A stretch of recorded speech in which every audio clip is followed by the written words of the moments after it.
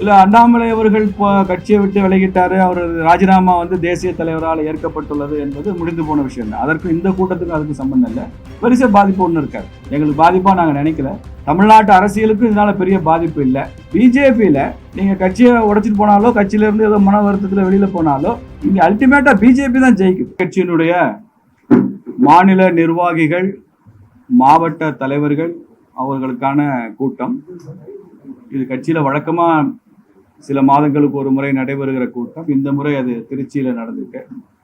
மாநில தலைவர் நயினார் நாகேந்திரன் அவர்கள், பார்வையாளர்கள் அரவிந்த மேனன் அவர்கள், இணை பார்வையாளர் சுதாகர் ரெட்டியார், இவங்கெல்லாம் அதில் கலந்துக்கிறாங்க.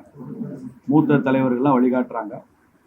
குறிப்பாக இன்றைக்கு 12 ஆண்டு கால நரேந்திர மோடி ஐயா அவர்களது சாதனை விளக்கங்கள், அதை தமிழ்நாட்டில் எப்படியெல்லாம் மக்களிடம் கொண்டு செல்லணுன்றது இன்னைக்கு பிரதான ஒரு கலந்துரையாடலாக இருக்கும். ஏன்னா இன்னைக்கு இந்தியாவிலே மக்களால் தேர்ந்தெடுக்கப்பட்ட பிரதமர்களில் 12 ஆண்டுக்கு மேலே பிரதமராக இருந்து தேசத்தை வழிநடத்திய ஒரே பிரதமர் ஐயா மோடி தான். ஜவஹர்லால் நேரு அவர்கள் 52ல் முதல் பொது தேர்தலில் தேர்ந்தெடுக்கப்பட்டார். 64ல் அவர் காலமாயிட்டார். அவர் தான் இதுவரைக்கும் தி லாங்கஸ்ட் சர்விங் பிரைம் மினிஸ்டர். ஆனால் இப்போ அந்த சாதனை முறியடிக்கப்பட்டு ஐயா மோடி அவர்கள் முதன்மையான இடத்துக்கு வந்திருக்காங்க. அதனால அதை பற்றி தமிழ்நாடு முழுக்க அதை எப்படி கொண்டு செல்லணும், மக்கள்கிட்ட நம்ம சாதனைகளை எப்படி சொல்லணும், குறிப்பாக தமிழகத்திற்கும் தமிழுக்கும் தமிழ் மக்களுக்கும் மோடி அரசு செய்தது என்ன, நரேந்திர மோடி அவர்கள் செய்தது என்ன, இந்த மாதிரி விஷயங்கள்லாம் இன்னைக்கு விவாதத்தில் இடம்பெறும். இன்னைக்கு ஜூன் 21ஆம் தேதி சர்வதேச யோகா தினம். அது மோடி அவர்கள் முதல் தடவை பொறுப்பேற்ற உடனே அது ஐநா சபை சர்வதேச யோகா தினமாக அறிவிச்சாங்க. ஒவ்வொரு ஆண்டும் பிரதமரும் குழந்தைகளோடு சேர்ந்து யோகா செய்கிறார். அவர் ஒவ்வொரு நாள் வீட்டில் செய்கிறாரு, பப்ளிக் பிளேஸில். அதனால் பொது இடங்களில் தமிழ்நாட்டில் நிறைய எண்ணிக்கையில் அந்த மாதிரி சர்வதேச யோகா தினம் பாரதிய ஜனதா கட்சி, RSS மாதிரி சகோதர அமைப்புகளோடு சேர்ந்து அதை எப்படி நடத்துவது என்பது இன்று திட்டமிட போகிறோம். அதே மாதிரி பாரதிய ஜனதா கட்சியில் பயிற்சி வகுப்புகள் 3 ஆண்டுகள் 4 ஆண்டுகளுக்கு ஒரு முறை திரும்ப திரும்ப திரும்ப பயிற்சி வகுப்புகள் நடக்கும். Training, retraining, building the human resources. இதுதான் பிஜேபியினுடைய வேலை செய்கிற சிம்பிள் டெக்னிக். அதுதான் தொடர்ந்து தொண்டர்களுக்கு பயிற்சி கொடுத்து கொண்டே இருப்பது. சித்தாந்தத்தில் பயிற்சி, செயல்முறையில் பயிற்சி, அரசாங்கம் என்னெல்லாம் செய்து கொண்டிருக்கிறது என்பதை பற்றி மக்களுக்கு எடுத்துச் சொல்வதற்கான பிரச்சாரத்திற்கான பயிற்சி. அப்படி தொடர்ந்து ஒரு பயிற்சி கொடுப்போம். அது ஒவ்வொரு மண்டல் அளவில், கீழ் மட்டத்தில். ஒரு மண்டல் அப்படிங்கிறது பிஜேபியில் ஒரு 40 அல்லது 50 வாக்குச்சாவடிகளை உள்ளடக்கியது ஒரு மண்டல் அப்படி சொல்கிறோம். அதனால் அந்த மண்டல் அளவில் பயிற்சி முகாம் போகும். அதற்கான திட்டமிடலும் இன்றைக்கு இருக்கிறது. அதனால் இந்த மாதிரி எதிர்காலத்தில் கட்சி செய்யக்கூடிய வேலை திட்டங்கள் அடிப்படையில் இன்னைக்கு கூட்டம் நடைபெறுகிறது. எல்லா தலைவர்களும் கலந்துக்கிறாங்க. இதுதான் என் தரப்புல நான் சொல்றேன். இன்னும் நீங்க கேளுங்க, சொல்லலாம். இல்ல அண்ணாமலை அவர்கள் கட்சியை விட்டு விலகிட்டாரு, அவர் ராஜினாமா தேசிய தலைவரால் ஏற்கப்பட்டுள்ளது என்பது முடிந்து போன விஷயம் தான். அதற்கும் இந்த கூட்டத்துக்கும் அதுக்கு சம்பந்தம் இல்லை. அண்ணாமலை அவர்கள் கட்சியாக நான் ஆரம்பிக்கல, ஒரு இயக்கம் அப்படின்னு சொன்னதுனால பல பேர் அந்த இயக்கத்திலையும் தங்களை ஈடுபடுத்தி கொண்டிருக்கிறாங்க. அதனால அவங்க அந்த கட்சி வேற இயக்கம் வேறன்னு இல்லை. அவர் கட்சின்னு ஆரம்பிக்கிறப்ப போனவங்க பல பேர் திரும்ப வருவாங்க. பெருசா பாதிப்பு ஒன்றும் இருக்காது. எங்களுக்கு பாதிப்பா நாங்க நினைக்கல. தமிழ்நாட்டு அரசியலுக்கும் இதனால பெரிய பாதிப்பு இல்லை. இப்ப உதாரணமா தமிழ்நாட்டினுடைய ஆட்சி மாற்றம் ஏற்பட்டுரும் இதனால, அல்லது வேற அகில இந்திய அளவில் ஒரு பெரிய தாக்கம் ஏற்பட்டுரும், அந்த மாதிரியான சூழ்நிலை இன்னைக்கு அரசியல் சூழ்நிலை அப்படி இல்லை. இதை விட பல மாநிலங்கள்ல பாரதிய ஜனதா கட்சி ஆட்சி செய்யற மாநிலங்கள்லயே பல தலைவர்கள் வெளியில போயிருக்காங்க. திரும்ப அவங்க உள்ள வந்திருக்காங்க. திரும்ப சிஸ்டத்தோட அவங்க சேர்ந்து வேலை செய்திருக்கிறாங்க. நான் நிறைய தலைவர்கள் சொல்ல முடியும். பக்கத்துல கர்நாடகால எடியூரப்பா அவர்கள் வெளியில போனாங்க. கல்யாண் சிங் உத்தரப்பிரதேசல ஒரு காலத்துல அத்வானி வாஜ்பாய்க்கு அப்புறம் the glorified 3rd biggest leader Kalyan Singh, அவரே வெளியில போனாரு. திரும்ப கொஞ்ச நாள் கழிச்சு மனச்சமாதானம் ஆகி வரத்தான் செஞ்சாரு. அதே மாதிரி உமா பாரதி அவங்க எல்லாம், மதன்லால் குரானா, கேசுபாய் பட்டேல், சங்கர் சிங் வக்கேலா, இப்படி நிறைய நான் சொல்ல முடியும். அப்படி பெரிய அளவுல ஒரு கட்சிக்கு சவால்கள் அந்தந்த மாநிலத்துல உருவாகத்தான் செய்யும். அதனால அதெல்லாம் ஒப்பிட்டு பார்க்குறப்ப இது ஒன்றும் பெரிய விஷயமா இல்லை. நாங்கள் ஒரு பெரிய பின்னடைவாவோ கட்சிக்கான ஒரு பெரிய ஒரு வீழ்ச்சியோ அப்படின்னு நாங்க பார்க்கல. எங்க அனுபவம் அப்படி இருக்குன்னு சொல்றேன். நான் அண்ணாமலையை பத்தி பேசல. எங்க அனுபவம் இதற்கு முன்னால் நடந்த அனுபவங்கள் அப்படித்தான் இருக்கு அப்படின்னு சொல்றேன். நீங்க ஒரு விஷயம் பாருங்க, ஒரு கம்பேரிசனுக்காக சொல்றேன். யாரெல்லாம் காங்கிரஸை உடைச்சிட்டு போனாங்களோ அவங்கெல்லாம் இந்த ஒரு 60-70 வருஷம் அரசியல்ல பாத்தீங்கன்னா ரொம்ப பெரிய சக்சஸ் அடைஞ்சிருக்காங்க. இந்திரா காந்தி அம்மையாரே காங்கிரஸ் உடைச்சிட்டு வெளில வந்தவங்க தான். சிண்டிகேட் இண்டிகேட்னு அந்த காலத்தில் மாறிச்சு. காங்கிரஸை விட்டு வெளியில வந்தாங்க, பிரைம் மினிஸ்டர் ஆயிட்டாங்க. மம்தா பானர்ஜி காங்கிரஸை உடைச்சிட்டு வெளில வந்தாங்க, சிஎம் ஆனாங்க. ஜெகன்மோகன் ரெட்டி ஆந்திராவில் காங்கிரஸ் விட்டு வெளியில வந்தார், சிஎம் ஆனார். சரத்பவார் காங்கிரஸ் விட்டு வெளில போனாரு, சிஎம். அந்த மகாராஷ்டிரா அரசியல் ரொம்ப பெரிய முக்கியத்துவம் வாய்ந்த ஒரு இடத்துக்கு சரத்பவார் இருந்தார். தமிழ்நாட்டில் ஐயா மூப்பனார் காங்கிரஸை விட்டு வெளியில போனாரு, ஒரு செலிபிரேட்டட் லீடர் ஆயிட்டார். காங்கிரஸ் இருக்கிற வரைக்கும் அவருக்கு வளர்ச்சி இல்லை. எப்போ தமிழ் மாநில காங்கிரஸ் ஆரம்பிச்சாரோ அப்புறம் உச்சத்துக்கு போனார். 20 MP ஜெயிச்சாங்க அந்த காலத்தில். அப்படி யாரெல்லாம் you break Congress, you will be a celebrated leader, you will be CM, you will be the prime minister. BJP அனுபவம் அப்படி இல்லை. பிஜேபியில நீங்க கட்சியை உடைச்சிட்டு போனாலோ, கட்சியில இருந்து ஏதோ மன வருத்தத்துல வெளியில போனாலோ, இங்க அல்டிமேட்டா பிஜேபி தான் ஜெயிக்குது. அதுதான் நான் ஆரம்பத்தில் சொன்னேன். கல்யாண் சிங்ல இருந்து, உமா பாரதியில இருந்து, எடியூரப்பால இருந்து, சங்கர் சிங் வக்கேலா, கேசுபாய் பட்டேல், மதன்லால் குரானா, இப்படி பல்வேறு தலைவர்கள் மனச்சமாதானம் அடைஞ்சிருக்காங்களே தவிர கட்சி அதனால பாதிக்கப்படாது. அது அந்த அனுபவம் எங்களுக்கு இருக்கிறதுனால நான் அதை உங்கள்கிட்ட பதிவு செய்ய விரும்புகிறேன். இது தமிழக ஊடகங்கள் மாத்திரம் இல்லைங்க, சில வடக்குல சில முக்கியமான ஆங்கில ஊடகங்கள் கூட தப்பாக புரிஞ்சுக்கிறாங்க. வாக்கு சதவிகிதம்னா என்ன அப்படின்னா, 100 ஓட்டு பதிவாகுதுன்னு வச்சுக்கோங்க. மொத்த ஓட்டு எவ்வளோன்றது இல்லை, பதிவான ஓட்டில் 100 ஓட்டில் 12% பிஜேபி வாங்கியிருக்கு. பிஜேபி மட்டும் 12% வாங்கியிருக்கு. இன்னைக்கு பிஜேபி 3% வாங்கியிருக்கு. அதான வாக்கு சதவீதம். இன்னைக்கு 100 ஓட்டுல 12 ஓட்டு பிஜேபி வாங்கிச்சே பாராளுமன்ற தேர்தலில்.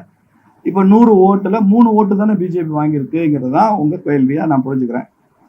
இதை தெரிஞ்சோ தெரியாமலோ இது சமூக ஊடகங்கள்ல சுற்றி கொண்டே இருக்கு. பாராளுமன்ற தேர்தலில் பிஜேபி தாமரை சின்னத்துல போட்டியிட்ட தொகுதிகள் 23 பார்லிமெண்ட் தொகுதியில. நமக்கு நல்லா தெரியும், ஒரு பாராளுமன்றத்துக்கு 6 அசம்பிளி செக்மெண்ட் இருக்கு. அப்போ 6 அசம்பிளி செக்மெண்ட் பெருக்கல் 23னா 138 தொகுதி. 138 தொகுதியில தாமரை சின்னம் போட்டியிட்டு 100 ஓட்டுல 12 ஓட்டு வாங்கணும். 27 தொகுதியில தாமரை சின்னம் போட்டியிட்டு 100 ஓட்டுல 3 ஓட்டு இருக்கும். ஒரு படத்துல, அண்ணாமலை படத்துல ராதாரவி சொல்வார் இல்லையா, கூட்டி கழிச்சு பாரு எல்லாம் கணக்கு சரியா வரும்னு. அதே மாதிரிதான் இது. அண்ணாமலை படம் இல்லை, கூட்டி கழிச்சு பாருங்க. அதை விட இது கொஞ்சம் ஃப்ராக்ஷனாவது கூடத்தான் வருமே தவிர குறைச்சி வராது. இந்த கம்பேரிசனே தப்பு. 12ல இருந்து 3க்கு இறங்கல. 138 இடத்துல போட்டிட்டதுல இருந்து 27 இடத்துக்கு சட்டமன்றத்துல கூட்டணி காரணமா நம்ம வென்றிருக்கோம். அவ்வளவுதானே. பர்சன்டேஜ் எப்படி குறையுதுன்னு சொல்றீங்க? இப்ப மறுபடியும் இந்த தடவையும் 138 இடம் போட்டி இருந்தா அந்த 12ஐயும் தாண்டி 14 15 பிஜேபி போயிருக்கும், 20% கூட போயிருக்கும். அதனால போட்டியிட்ட இடங்கள் அதுல நமக்கு கிடைத்த சதவீதம் தான் பார்க்கணுமே தவிர மொட்டையா 12ல இருந்து 3 வந்துருச்சுங்கிறது மொட்டை காலுக்கும் மொட்டை தலைக்கும் முழங்காலுக்கும் முடிச்சு போட்ட மாதிரி இருக்கு. அது தவறான ஒரு கால்குலேஷன் சார். டெல்லி அரசியல்ல எல்லாரும் எல்லா கட்சியோடய பேசுவாங்க சார். இதுல என்ன தப்பு? திரிணாமுல் காங்கிரஸோட கூட தான் டெல்லியில பேசுவாங்க. பார்லிமெண்ட் அனுபவம் வேற, நீங்க தமிழ்நாடு அரசியல் கல்ச்சர் வேற, தேசிய அரசியலினுடைய அவங்களுடைய பொலிட்டிக்கல் கல்ச்சர் வேற. இங்க ஏதோ பங்காளி பகையாளி மாதிரி எல்லாம் மூஞ்சியை திருப்பிக்கிட்டு போவாங்க. தமிழ்நாடு அரசியல்ல பேசக்கூட மாட்டாங்க பப்ளிக் பிளேஸ்ல எல்லாம். ஆனா டெல்லி அரசியல் அப்படிலாம் இல்லை. டெல்லியில பல தலைவர், நானே டெல்லி போறப்ப எல்லா தலைவரோடையும் பேசுறேன். இங்க இருந்து தமிழ்நாட்டுல இருந்து வர்ற தலைவரோட அங்க பேசுறோம். அதுலயும் நமக்கு பாராளுமன்றத்துல பிரதமர் ஐயா மோடி அவர்கள் இருக்கிறப்ப எல்லா கட்சிகளோடையும் தான் அக்சஸ் பண்றாங்க. ஒவ்வொரு பாராளுமன்ற கூட்டத்தொடருக்கும் முன்னால சபாநாயகர் எல்லா கட்சியிலும் அழைத்து தான் பேசுறாரு. அதனால திமுக கூட மட்டும் இல்லை, எல்லா கட்சிகளோடையும் நல்ல உறவுல தான் நாங்க இருக்கோம். அவங்களும் இஷ்யூ பேஸ்டா சப்போர்ட் பண்ண தானே செய்யறாங்க. அது எனக்கு தெரியாது. அதை திருச்சியில நான் ஊடகவியலாளர் சந்திப்புல அறிவிக்கிற அதிகாரம் எனக்கு கட்சி எப்ப கொடுக்குதோ அப்ப நான் கொடுக்குறேன். அது என்டிஏ அலையன்ஸ் இருக்க இது வரைக்கும் அதிகாரப்பூர்வமாக தேர்தல் முடிஞ்சதுக்கு அப்புறம் கூட அதிகாரப்பூர்வம் அது இருக்கத்தான் செய்யும்.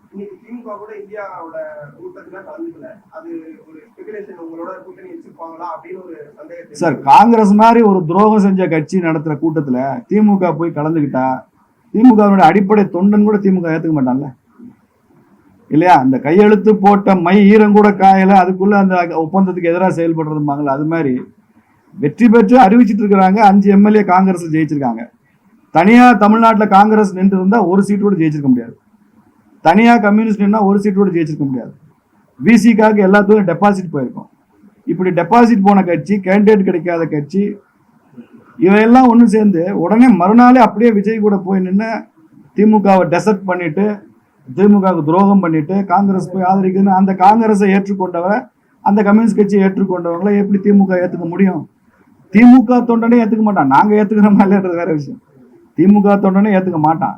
காங்கிரஸை வந்து திமுக புறக்கணிக்கத்தான் செய்யும். நீங்கள் இந்தி கூட்டணி இல்லைங்க, இந்தியா முழுக்க இந்தி கூட்டணியுடைய கட்சிகள் 2024 நாங்கள் ஜெயிச்சா யார் பிரதமர் வேட்பாளர்னு சொல்லவே இல்லை. எந்த கட்சியும் சொல்லலை. டிஎம்சி சொல்லலை, அகிலேஷ் யாதவ் சொல்லலை, தேஜஸ்வி யாதவ் சொல்லலை, சிவசேனா சொல்லலை. திமுகவில் ஸ்டாலின், முன்னாள் முதல்வர் ஸ்டாலின் அவர்கள் தான் இந்தி கூட்டணி வெற்றி பெற்றால் ராகுல் காந்தி பிரதமர்னு முதல்ல அறிவித்தவரே ஸ்டாலின் தான்.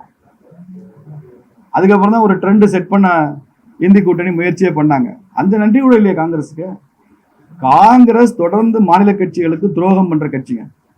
பல மாநிலங்கள்ல ஆட்சிகளை கவிழ்த்தது காங்கிரஸ் தான். காங்கிரஸினுடைய ஆதரவுல ஒரு ஆட்சி வந்துச்சுங்க, அவங்க 5 வருஷம் ஆள்றதுக்கு அனுமதிச்சாங்கன்னு ஏதாவது ஒரு இடத்துல ஒரு உதாரணம் நீங்க சொல்லுங்க பார்க்கலாம். சரண் சிங் ஆதரிச்சாங்க ஜனதா கட்சி காலத்துல, 4 மாசத்துல கவுத்து விட்டாங்க. பிரதமரா சந்திரசேகர் ஆதரிச்சாங்க, கவுத்து விட்டாங்க.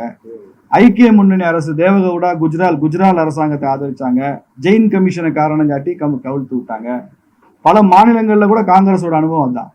ஆனா பிஜேபி நாங்க இந்த கட்சியை ஆதரிக்கிறோம், இவங்க ஆட்சியில் இருக்கட்டும் அப்படின்னு சொன்னா அந்த ஒப்பந்த காலம் வரை முழுமையாக ஆதரித்ததான் எங்க வரலாறு. இடையில நாங்க என்னைக்குமே வித்ட்ரா பண்ணதே கிடையாது. காங்கிரஸ் துரோகம் பண்ண கட்சி, அதோட எந்த கட்சியும் ஒப்பிட முடியாது. பிஜேபி தியாகம் பண்ண கட்சி. ரொம்ப பூவரா இருக்கு சார், ரொம்ப பூவர் பெர்ஃபார்மன்ஸ். எம்எல்ஏக்களுக்கு எதுவும் தெரியல, அமைச்சர்களுக்கெல்லாம் அனுபவம் இல்லை, முதலமைச்சருக்கே கூட இன்னும் எந்த அளவுக்கு நிர்வாகத்தை புரிஞ்சிருக்கிறாரு அப்படின்னு தெரியல. குறிப்பாக தமிழ்நாட்டினுடைய வரி வருவாயே 3 லட்சம் கோடிக்கு உள்ளதான் இருக்கு. 10 லட்சம் கோடி கடன் இருக்குன்னு முதல் நாள்ல பேசிட்டாரு முதல்வர். தேர்தல் அறிக்கையை பற்றி பேசுவார்னு நினைச்சா நான் வெள்ளை அறிக்கை தர போறேன்னு சொல்லியிருக்கிறாரு. இன்னும் அந்த வெள்ளை அறிக்கையே வந்த பாடு இல்லை. வானளாவிய பல திட்டங்கள், இலவசங்களை மக்களுக்கு அறிவிச்சிருக்கிறாரு. மாதம் 2500 ரூபா பெண்களுக்கு பணம், தமிழ்நாடு முழுக்க எங்கே போனாலும் இலவசமான பஸ் பயணம், வருஷத்துக்கு 6 கேஸ் சிலிண்டர், இப்படிலாம் அறிவிச்சிருக்காரு. நிறைய விவசாயிகளுக்கு முழுக்க கடன் தள்ளுபடி எல்லாம் அறிவிச்சிருக்கிறாரு. எப்படி நிறைவேற்ற போறாரு அப்படிங்கிறத பற்றி அவருக்கு ஒன்றும் திட்டம் இல்லை, ஐடியாவே இல்லை. ஃபினான்ஸ் செக்ரட்டரி, ஃபினான்ஸ் டிபார்ட்மெண்ட்டில் பேசினா இன்னும் அல்லது 3-4 மாதங்களுக்கு தான் சார் ஸ்டேட்டில் ஃபண்ட் இருக்குது மாநிலத்தில், அதுக்கப்புறம் நிர்வாகத்தை எப்படி கொண்டு போகிறதுனே தெரியலன்னு ஃபினான்ஸ் துறை சம்பந்தமான சில அஃபிஷியல்ஸ் சொல்கிறாங்க. எப்படி கொண்டு போக போகிறான்னு தெரியல. சட்டம் ஒழுங்குல எந்த விதமான முன்னேற்றம் இல்லை, குற்றச்செயல்கள் எதுவுமே குறையலை. டாஸ்மாக் போதையிலையோ கஞ்சா கடத்தலையோ போதை மருந்து கடத்தலையோ பெருசாக குறைந்ததா இது வரைக்கும் காவல்துறை கூட அறிவிக்க கொடுக்கல. நிறைய புதுசாக பிடிச்சிட்டு தான் உட்காந்துருக்கிறாங்க. பெண்களுக்கான பாதுகாப்புல திமுக ஆட்சியை விட இப்போ எதுவும் பெருசாக முன்னேற்றம் வந்ததா தெரியல. எல்லா வகையிலும் இந்த அரசாங்கம் ஒரு பெரிய தோல்வியை நோக்கி தான் விஜய் அரசாங்கம் போய்கொண்டிருக்கு. விஜய்னா வெற்றின்னு அர்த்தம். விஜய்ன்றது வடமொழி சொல். விஜய்ன்ற வார்த்தைக்கு வெற்றின்னு அர்த்தம். விஜய் பேர்ல தான் வெற்றி இருக்கு, அவர் ஆட்சிக்கு வெற்றி கிடைக்காது சார். அதிமுகவினுடைய உள் விவகாரங்களை பற்றி பாரதிய ஜனதா கட்சி பேசுவதில்லை என்று நாங்கள் முடிவெடுத்திருக்கோம். எங்க கூட்டணி கட்சி, எங்க வேல்யூடு பார்ட்னர், எங்க கூட நேற்று வரைக்கும் கூட்டணியில் இருந்தவங்க, அவங்க கட்சியில அவங்களுக்குள்ள ஒரு பிரச்சனை வருது அப்படின்னா அதை சமாளிக்கக்கூடிய, சாமர்த்தியமாக அதை சரி செய்யக்கூடிய திறமை அந்த கட்சியினுடைய பொதுச் செயலாளர் ஐயா எடப்பாடியாருக்கு உண்டு. அதனால அது அவங்க கட்சி பிரச்சனை, அவங்க சரி செய்து கொள்வார்கள். எப்படி பிஜேபியில் ஒரு பிரச்சனைனா வேற கட்சியிலேருந்து கமெண்ட் கொடுத்தா நாங்கள் ஏற்றுக்கொள்ள மாட்டோமோ, அது மாதிரி நாங்களும் அதிமுக பற்றி பேச மாட்டோம். முன்னாள் அமைச்சர் ஆர்பி உதயகுமார் வந்து விஜய்க்கு வந்து உயிர் ஒரு முறை தான் போவோம், அதுக்கு நாங்கள் பொறுப்புல ஒரு பேச்சு பேசிட்டாரு. என்ன காரணத்துல, என்ன கான்டெக்ட்ல பேசினாரு? நிறைய பேர் போறாங்க, 50% பேர் வந்து அதிமுக வந்து தாவைக்கால அடிச்சுட்டாங்கன்னு அதை வச்சு நான் பேசியிருக்காரு. அதற்கு இந்த ஒரு வார்த்தையை பேசியிருக்காரு, ஒரு பேசி. நான் அதை பத்தி கருத்து சொல்ல விரும்புறேன். அது முழுசா தெரியாம நான் கருத்து சொல்ல சரியா இருக்கேன். மீடியா லீடர்ஸ் அண்ணாமலை இயக்கத்துல 15 லட்சம் பேர் ஜாயின் பண்ணிட்டதா சொல்றாங்க. அது பிஜேபியில இருந்து புரிஞ்சவங்கன்னு எடுத்துக்காங்க இல்லையே, அது இயக்கம்னு தானே சொல்லியிருக்கிறாரு. பல பேர் பிஜேபியில என்ன சொல்றாங்க, இப்போ எங்க கட்சியில இருந்து ஒருத்தர் சேர்ந்திருக்கிறாருன்னு அவர் என்ன சொல்றாரு, அது ஒரு இயக்கம், ஒரு என்ஜிஓ. ஒரு அரசியல் கட்சியில உள்ளவர் இன்னொரு அரசியல் கட்சிக்கு போனா தானே அது கட்சி மாறினதா அர்த்தம். அது ஒரு என்ஜிஓ தானே, நான் அதில் பதிவு செஞ்சிருக்கிறேன் அப்படின்னு அவங்க விவரம் தெரியாம சொல்றாங்க. இப்போ அவங்களையும் நாங்கள் எஜுகேட் பண்ணியிருக்கோம். அந்த மாதிரியான அமைப்புகள், அதுவும் நம்ம கட்சியிலிருந்து வெளியேறி தனியாக போறப்போ நம்ம ரொம்ப கவனமா இருக்கணும். அதுலேயும் உங்களை எந்த வகையில இணைத்துக் கொள்ளக்கூடாது. முழுக்க முழுக்க பிஜேபியினுடைய நிர்வாகிகள் பிஜேபியில் தான் இருக்கணும் என்பதையும் நாங்கள் இப்போ எஜுகேட் பண்ணியிருக்கோம். ஏன்னா அவங்களுக்கு இது புரியலை. அவங்களுக்கு அது ஒரு இயக்கமாக பார்க்குறாங்க, ஒரு தன்னார்வ தொண்டு நிறுவனமாக பார்க்குறாங்க. அப்படி பார்த்து போனவங்க சில பேர் இருக்கத்தான் செய்கிறாங்க.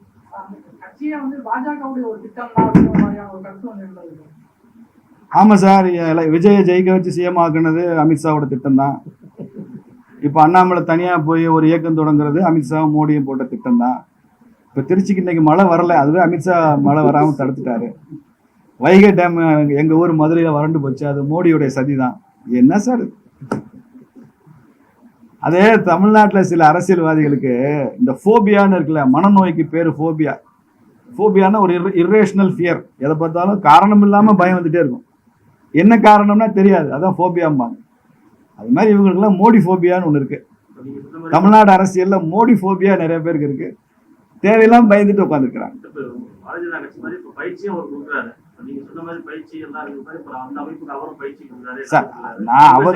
அவருடைய அமைப்பு, அவருடைய பயிற்சி, அதை நான் கமெண்ட் பண்ண மாட்டேன். அண்ணாமலை அவர்கள் தனியாக ஒரு இயக்கம் ஆரம்பித்திருக்கிறார், அவ்வளவுதான். அதை தாண்டி அதில் கமெண்ட் இல்லை. இதனால பாரதிய ஜனதா கட்சி பாதிக்காதுங்கிறத நான் கொடுத்த செய்தி. எப்படி பாதிக்காது அப்படின்னு கேட்டீங்க, பல மாநில உதாரணங்களை சொல்லி நான் சொல்றேன். காங்கிரஸ்ல இருந்து போனா என்ன நடக்கும், பிஜேபியில இருந்து போனா எப்படி பாதிக்காதுன்னு நான் உங்களுக்கு தெளிவா சொல்லியிருக்கேன். எந்த வகையிலையும் பாதிக்காது. ரொம்ப